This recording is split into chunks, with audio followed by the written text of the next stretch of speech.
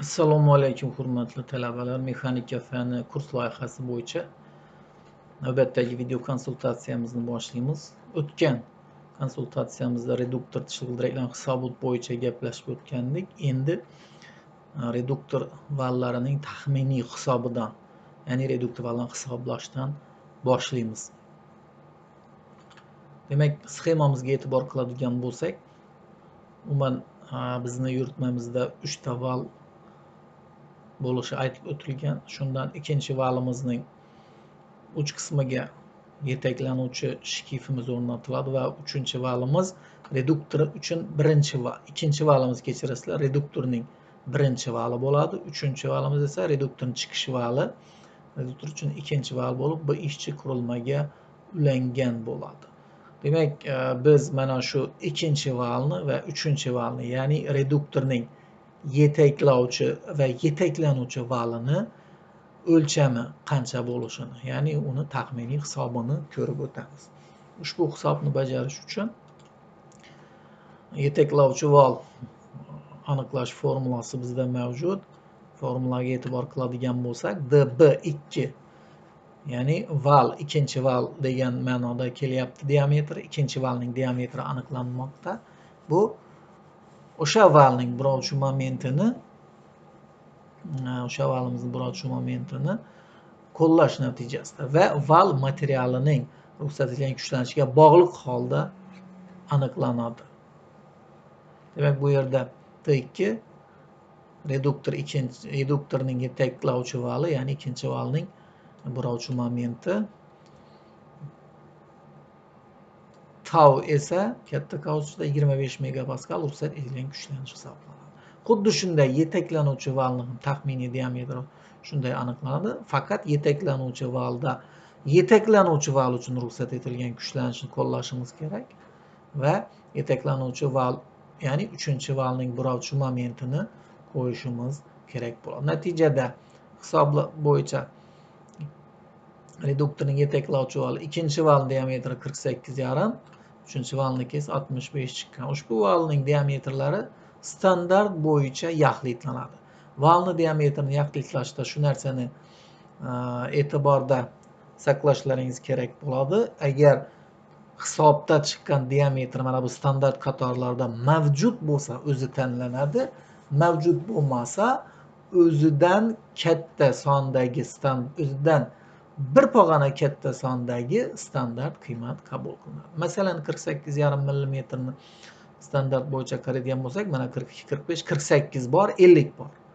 Demak, o'z-o'zidan ma'lum, biz buni 50 qilib olamiz. Agar 48 ni tanlasak, tanlagan valimizning mustahkamligi yetarli bo'lmaydi. Xuddi shunday 65, mana 65 ni o'zi bor, buni o'zidan tanlashimiz mumkin. Demak, yuqoridagi tavsiyalarga ko'ra yetaklovchi val, ya'ni reduktorning kirish vali diametrini mana db2 ni 50 qilib tanladik va ushbu val podshipnik o'rnatadigan joyning diametrini 5 mm ziyod qilib olamiz. Eslaringizda bo'lsin, val taxminiy diametri aniqlashda uning eng kichkina diametri aniqlanadi va podshipnik o'rnatiladigan va g'ildirak o'rnatiladigan diametrlari ketma-ket 5 mm ga o'sish tartibida olinadi. Chunki podshipnik vallarga mahkamlanadigan podshipniklarimizning ichki halqalari ham tashqi halqalari ham standartlashtirilgan.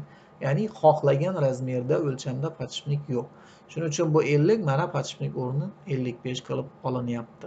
Xuddi shunday yetaklanuvchi g'ildirakda 65 qabul qilingan, podshipnik o'rnatish uchun 70 mm qabul qilingan va tishli g'ildiragimizni o'rnatish joyining diametri 75 mm qilib olingan. Bu podshipnik joyidan ham bir pog'ona katta qilib olinadi.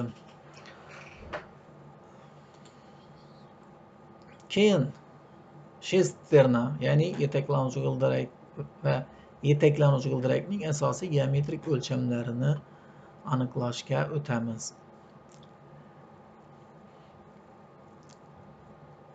Valga o'tkazib podshipnik diametri shesterna uchun buni eng kichkina qismi 50 qilib qabul qilingandan keyin bu ham demak 50 mm qabul qilinadi.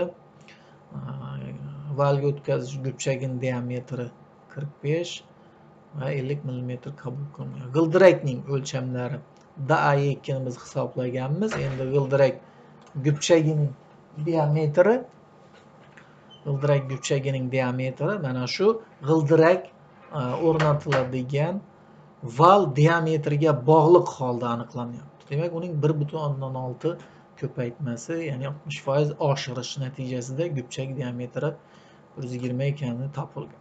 Xuddi shunday gubchakning uzunligi mana shu oralikda ekanligi, gardishining qalinligi g'ildiragimizni va diskining qalinligi, ya'ni tishli g'ildiragimiz shesternadan farqli o'larak u gardish, gubchak va disklardan tashkil topganligi uchun har bir elementni mana son qiymati aniqlangan. Va ushbu aniqlangan qiymatlar standart bo'yicha emas, faqat butun o'zidan katta butun songa yaxlitlash usuli bo'yicha qabul qilinmoqda. Keyingi bosqichimizda reduktorimiz korpusining konstruktiv o'lchamlarini hisoblaymiz. Ya'ni biz mana shu tashqarisida hozir bitta chiziq bilan tasvirlanayotgan korpusimizni qalinligi qancha bo'lishi, buning zichlovchilik qo'yiladigan, mahkamlash boltlari ochiladigan qismlarni qalinligi qancha bo'lishi to'g'risida gap ketyapti. Ya'ni mana bu chizmada mana shu korpusning qalinligi boshqalarini qancha bo'lishi aniqlash bosqichiga keldik. Demak, reduktor korpusi asosini devori, ya'ni qopqoqning qalinligi delta bilan belgilanadi va u eriyaga bog'liq holda aniqlanadi. 8,825 mm, lekin 10 mm qabul qilingan. Chunki korpusni minimal qalinligi 10 mm degan ko'rsatma bor. Undan kichkina bo'ladigan bo'lsa, kichik chiqadigan bo'lsa 10 qilib olamiz hammamiz, hurmatli talabalar. Chunki reduktorni korpusini quyiluvchanlik inobatga olinmoqda. Bu yerda 10 mm dan